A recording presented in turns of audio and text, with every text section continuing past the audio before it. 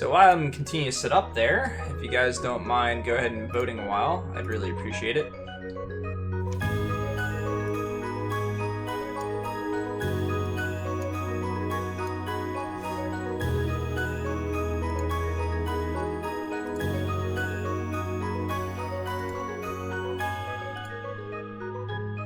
Alright, so Fontificator's a bit messed up, but I'm not going to worry about it too much. Can cut up to there, it should be good. I don't feel like resituating it and stuff like that. Anyway, guys, yeah, I appreciate it if you take the time to vote. It really helps me out. I like to kind of gauge what you guys thought of it and stuff. But now let's talk about it a little bit.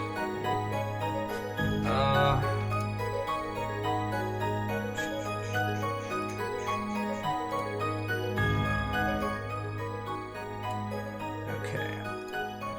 So, spoiler free. Yes, other than the questions that I asked, I didn't ask anything story related. I just asked a couple things that weren't based really mechanical or anything like that, but I intentionally did all the stuff that I could do in this game that I am aware of specifically for for Rio, because he talked about this one a long time ago and the writing and things like that. And it didn't seem like it was too much to do the extra stuff this time around. So that's kind of why I did it. Normally I don't beat games quote unquote 100%, and I know I didn't 100% this one, but so, was it spoiler free? Yes. Music in the game. As always, the music in these games it's really good. This time around, I guess because you were stuck in a lot of the old areas and stuff like that, you were basically re-going through a lot of the same areas that you do from the first one. You don't hear all their music except for in the old cutscenes and stuff like that, but you do get to hear like some of the newer music and things like that. The game just has good music. There's not very many points where I'm complaining about the music. There's a few themes that go on for a bit too long and stuff like that. I think this time around, I like more of the tracks than I have before. Most of the time I give it about an 8. This time around I'm going to push it up. I'm going to give it a 9. I've always been very close to a 9 as it is when it comes to the music.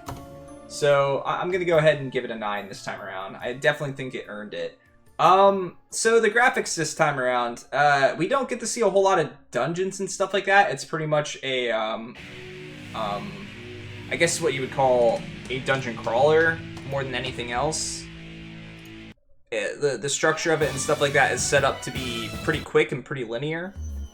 So I'm not going to talk too much about how the aesthetics looked in that regard.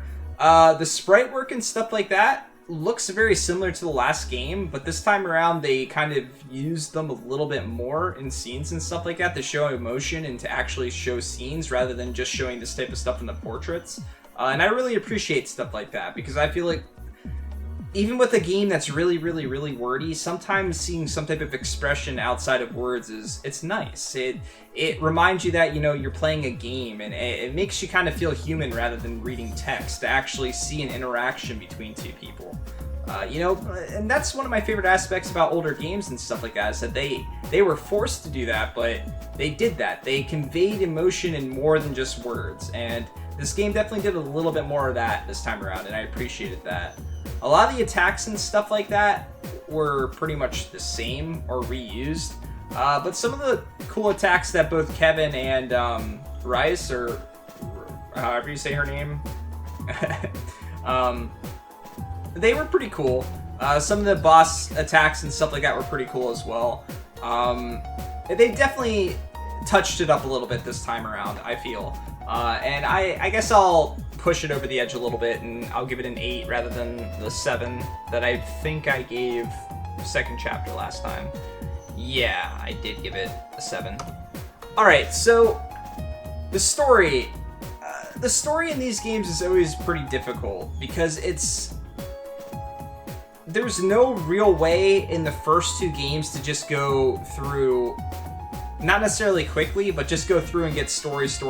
You're always going to be doing a whole bunch of side stuff to actually progress the story. That doesn't feel like it has any type of meaningful impact on the plot. It has impact on the characters and how they interact with these NPCs in the next game and the game after that and things like that. And maybe for you as a whole, if you're interested in every NPC and character and stuff like that in the world. But if you're not, and you're just interested in the characters that are in your party and how they progress and how they interact and things like that, the first 2 games take you up and down hills constantly with progression. This game had the option to go through completely in a linear way and just get the actual storyline. And to be honest with you, the actual storyline was the best part to me. There were a few backstory elements that did end up getting used in the story, like the arrow that he used to shoot and turn the guy into salt. That was explained. There was bits and pieces about like Kevin's past and things like that, but those things weren't part of the doors. Those were actual stuff that you got from the progression. So a lot of the doors in the game, I'd say maybe about 85% of them or so were completely pointless to me. And you have to do a lot of crap to get in some of them. The mini games felt really out of place and added nothing to it. And a lot of the doors that you just go to in general offered backstory that I felt had nothing to do in this game. Maybe if this was like a complete side game or something like that, where you were just doing fun stuff with the characters, like a lot of that type of stuff would have fit for me then. Some of the stuff too I expect to actually carry over to the next series, like Cold Steel and things like that. It did feel like it was building plot in those games, which is another thing to express to you guys if you do want to play these games. When they say world building, they mean world building, not just within these 3 games. They mean all the games. So there's like everything affects everything. Those characters, when you're playing in a completely different part of the world, are still going to be in that part of the world.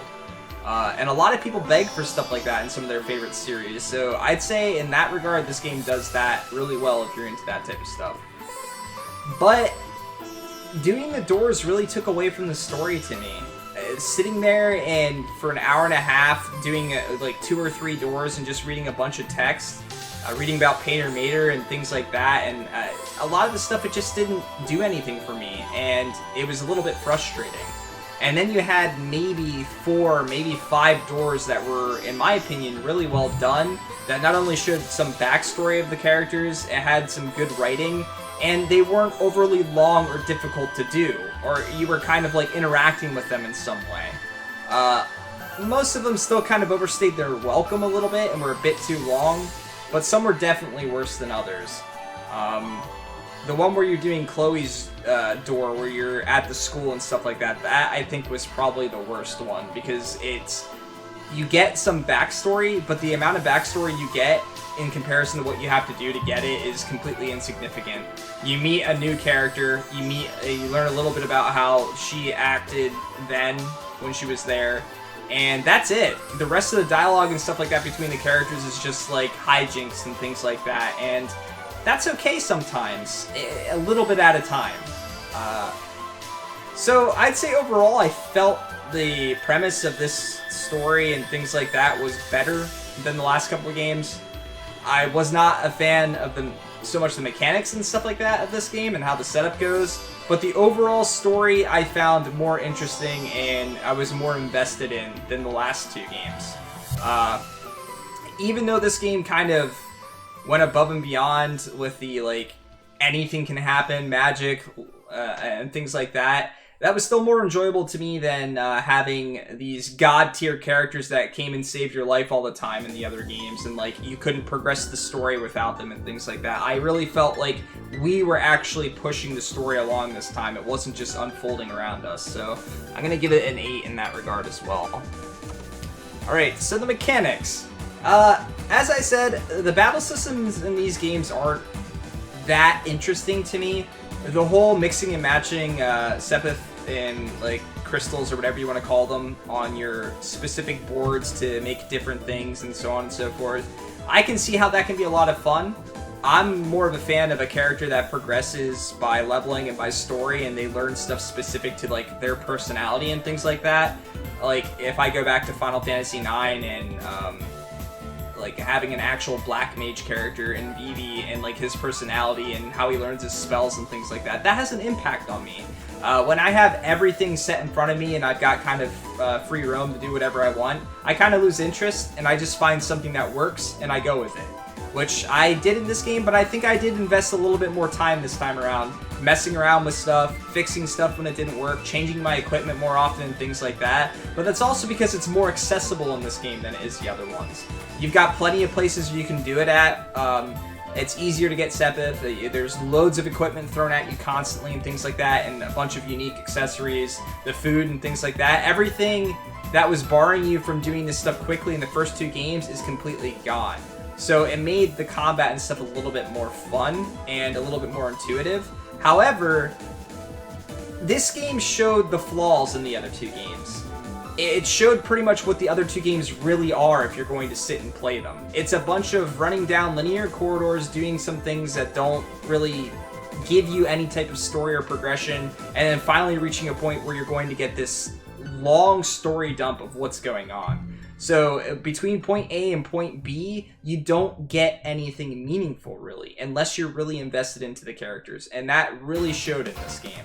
The doors could have made up for that if they were done better and they weren't just some like non-interesting stories and things like that.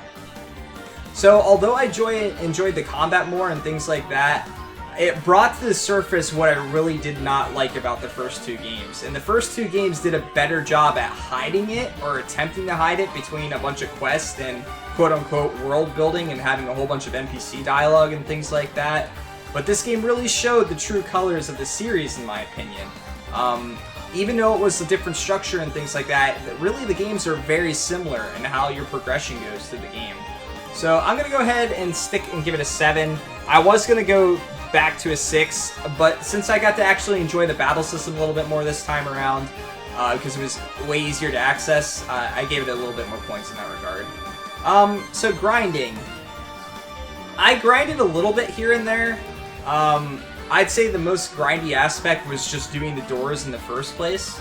If you're not going to do the doors, you can go quickly through to the end of the game and then grind there, and within 15 minutes your characters are going to be level 130 or whatever I beat the game at. However, you might be a little bit down in Sepith, I would think, at that point. So if you're smarter than me with the system, you could probably get through it no problem. But if you do really want to make your characters strong and unique and things like that, you're going to have to grind the Sepith there, and that takes a while. You don't get a lot. I had a character equipped the whole time that was supposed to double the amount of stuff I got in that regard with drops. The entire game, and I still could not put enough on all of my characters to actually make them decent. A couple characters definitely struggled near the end. Fortunately, I was still able to beat the game, and without too much grinding. But heck, if you want to do the doors, holy crap, you're adding like a good, I'd say, solid 10 hours, maybe 12 hours or more to get through all the doors with the stupid stuff that you have to do to get into them, and then the stupid stuff you have to do in some of them. So although you don't really have to grind too much with battles, I'm going to say that you had to grind a decent amount with excess stuff. But it still wasn't quite as bad as the other 2 games with the random quests that you had to do that were completely boring and tedious and things like that. So I'm going to go ahead and give it a 7. So, as I was playing through the game, I was definitely complaining about it being more of a dungeon crawler, but I think this kind of worked for it. I know a lot of people were probably disappointed not to be able to go and talk to all the NPCs and stuff like that, but I honestly had enough of that from the first 2 games. And to actually see the real structure of the game, what it is as a whole and things like that, I did enjoy more aspects of it. The doors to me were completely insignificant. I could have done without them. Although there was a few really well written ones that did affect me emotionally, and whether they were sad or happy and things like that, and getting to know about the characters and stuff, it made me happy to learn a little bit more about them. If there was more of that type of stuff, I would have loved to do all the doors, no problem. But finding the needle in the haystack for the good content with that type of dialogue was kind of meh at best to me. But I did overall end up enjoying this one a little bit more than the other 2. There's definitely aspects about each one that I enjoyed. But I'd say that this one was just a little bit easier to take down for me. It didn't frustrate me as much at certain points, and it was just... There were just aspects of it that were a little bit more enjoyable, even though there was aspects that were way more frustrating as well. So I'm going to go ahead, and I'm on the fence between giving it a 7 and an 8. The ending's kind of pushing me more towards an 8, because I like how this one ended in comparison to, especially the first one. And the second one was pretty good too. But I just kind of felt like they ended the series on a good note. If they don't make any more games in Trails in the Sky, which they probably will, let's be honest, I think this is a good ending. I think we got to see a lot of all the characters journeying together and things like that this time around. So I'm going to go ahead and give it an 8. And I surprised myself with that because, again, as I was playing it, I was very unsure with a lot of aspects. But yeah, again, let me see what you guys voted here. I'm going to have to do a little bit of math, obviously. So give me a moment. They're already making them. Ugh. Why? Just leave it as it is.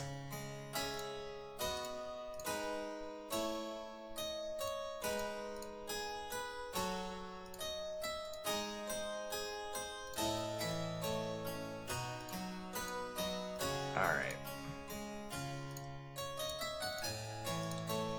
Looks like you guys gave it a 7 altogether.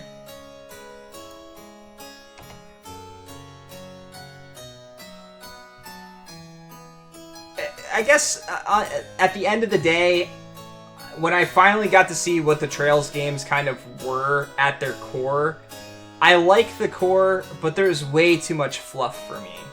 Way too much fluff that's just unnecessary in the first 2 games for me. There wasn't quite enough in this one this time around, but it was a little bit easier for me to stomach than anything else. Anyway, will I replay this? Nope. I won't.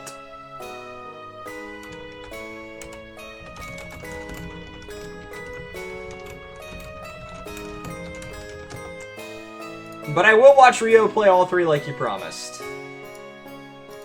At some point.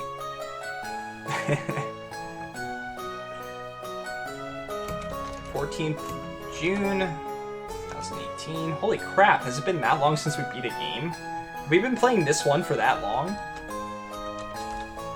Alright, 39 hours, 54 minutes, and 10 seconds. Ah! Kitty, you again? That Mona. Made me lol, thank you for the 800 bits. I really appreciate that. Thank you for that support. I did play a lot. Yeah, you're right. I did beat Breath of the Wild in the middle of that. I love that alert. It's so good. It's so damn good. Alright, guys. Let me move this. You're not going to be able to see some of the text for a bit. And you're going to be able to see my timers because they're down there. For those of you, again, that are new, it is raffle time. All you have to do is type in the word raffle. It enters you in a chance to win. And if you win, you get to pick the next game that I play. It's as simple as that. Very, very easy.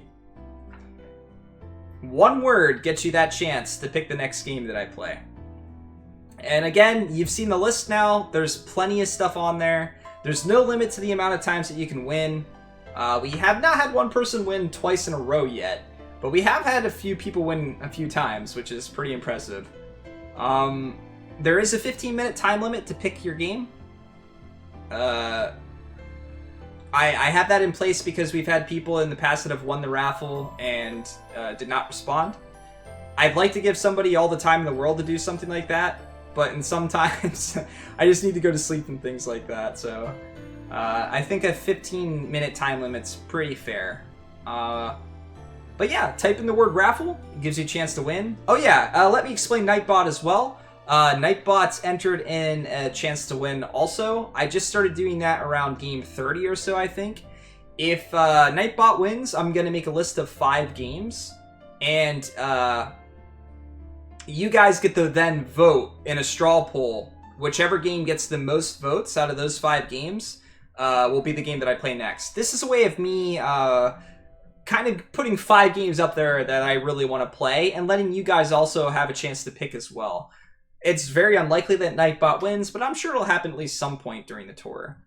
We were also talking about the option that if someone wins the raffle and they don't want to pick a game necessarily, or they can't think of a game that they want to pick, we could also say that it's like Nightbot winning then, if they want to do that, and we can do the same thing.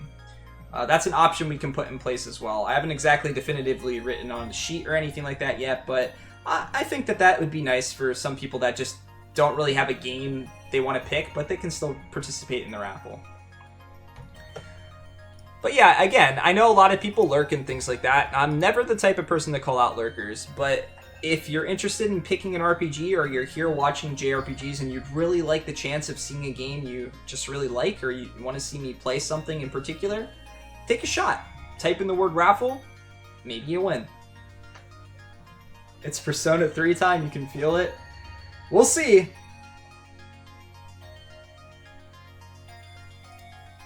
Again, thank you for sticking around, guys. Thank you for all the donations and stuff like that today. Thank you for all the subscriptions as well. We beat it. I wasn't expecting to beat it, and the bosses scared me a little bit, but we managed to do it. Also, I decided I'm going to try and play the PlayStation game of this. I have to make sure I can find my disc of Dragon Quest VII. I know I have them here, I just have to see if I can find them. I think the PlayStation version overall is longer than the 3DS version. I'm not sure. And the 3DS version definitely has some quality of life improvements. But this is a situation where I think playing the original is the way to go. Alright guys, I think I made you wait long enough. Good luck, everyone.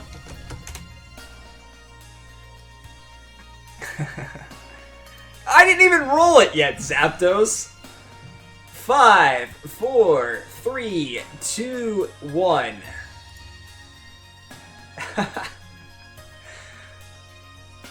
Is it still rigged? It made me lol. Congrats. It's still rigged. Congratulations. Like I said, you can take your time. You got 15 minutes. Take a look at the list. There's plenty of games on there. Which Golden Sun? I already beat the first one. I beat the first one, right? Not the second one? There's a Games Beaten tab if you're curious. The one that I did the review on. Yeah, Deformed picked Golden Sun. But yeah, we do have 50 games, so there are some things. Oh, Zordon, I'm sorry, man. Yeah, you missed it. We had someone new win, though. That's always exciting. See what people pick.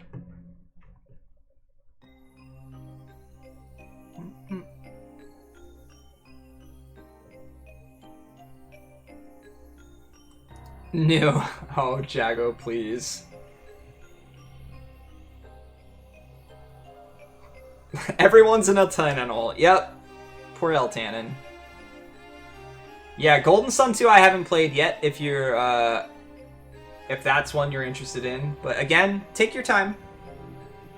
Golden Sun, Trials of Cold Steel. Why is it Trails? Why is it not Trials? Trials fits, like, the game so much more. Or the series so much more.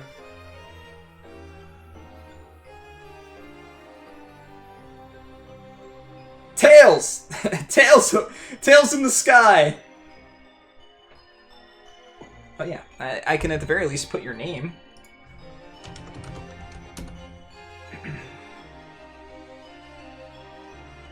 And I can make it gold a while.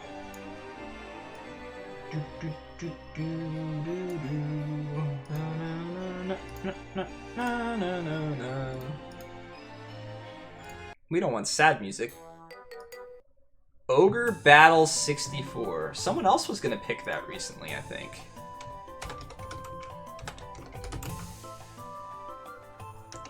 I think Background Guy just played that soon as well, or recently. Oh yeah, Zapdos, you were gonna pick it.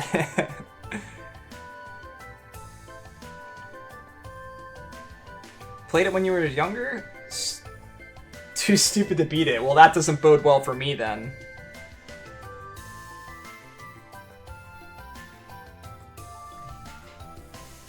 Looking at completed games and ratings, roughly about what number would you suggest for someone to play a game? Okay, so I rate the games based on... I don't just rate it based on like an average of my numbers when I talk about other things. I actually think how willing I am to to recommend a game to somebody. I'd say anything that is above a 6 or above is worth a play. But I'd say that there are games that are more worth playing than that. So if you're running out of stuff to do and you're really interested in stuff, maybe watch my review and maybe I'll talk about something specifically you might like more than I do. A lot of games that are 6s and stuff like that I've had, 6s or 7s, there are aspects of them that I realize a lot of people would like more than I do. But just because I don't like it doesn't mean that I feel like it's a bad quality to the game, but that is going to influence my rating a little bit and how much I enjoy it. Alright then, Ogre Battle 64 is the next game. Is my first time played? Absolutely, yes. I've never played any of the Ogre Battles. I don't know anything about them. But yeah, if you're looking for a game off the list to play, 6 or 7 is definitely a solid game. Anything above that, I'd recommend watching the review first to make sure you'll like it. You can also join the Discord, and you can always ask a bunch of questions to people. We have a bunch of JRPG fans and that are in there constantly talking about different things. People have kept my list going strong whenever new games and stuff like that come out as well. I've had a lot of help, and there's a lot of really awesome people. Sometimes we get together, we play games together. More than anything, though, we all like JRPGs to some extent. So, yeah, definitely recommend joining for the memes. You get to see my face put on stuff all the time. 101 hours. Yeah, we won't beat the estimate. Not with a Dragon Quest game. No, I won't add Octopath Traveler until after it's been out for at least a month. But, I should add, Xenoblade Chronicles 2. But anyway, guys, one thing that we do whenever we finish is we have a raid. We're gonna raid somebody. So think of something that is from Trails in the Third that we can throw them. I think Blorf is always a good way to go. Yes, okay, we'll go with Blorf. You can fill it with any type of emotes and stuff like that you want as well. But start to get your Blorfs ready, guys. Let me decide who we're gonna host here and who we're gonna raid. Let's see.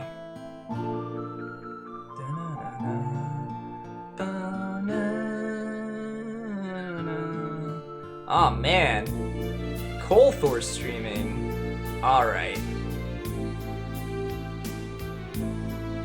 Yeah, I think I have to raid Colthor here. He's doing some Donkey Kong Country 2. He's relearning any percent apparently. He's a really good friend of mine, really awesome dude, does lots of different speedruns. He's also doing something called the Gaben Gauntlet, where he's playing through all of his Steam games. He's got a very similar format to what I do as well. He's got a list. He does a raffle and a review at the end and things like that. So if you're into Steam games and anything that could potentially be on there, eventually it might be on his list because people can gift him and stuff like that, and it'll be on there. So it's a lot of fun. But anyway, I'm gonna rate him. I want you guys to spam the crap out of this guy. I don't want him to be able to read anything else in his chat for like the next 15 minutes. All right? Spam your best Blorfs, guys. Any Blorf you've got.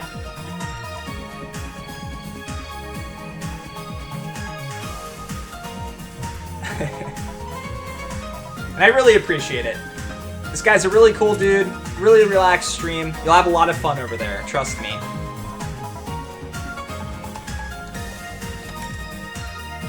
Thanks again for spending the night with me, guys, and I hope to see you tomorrow. If not tomorrow, over the weekend. But have a great start to your weekend.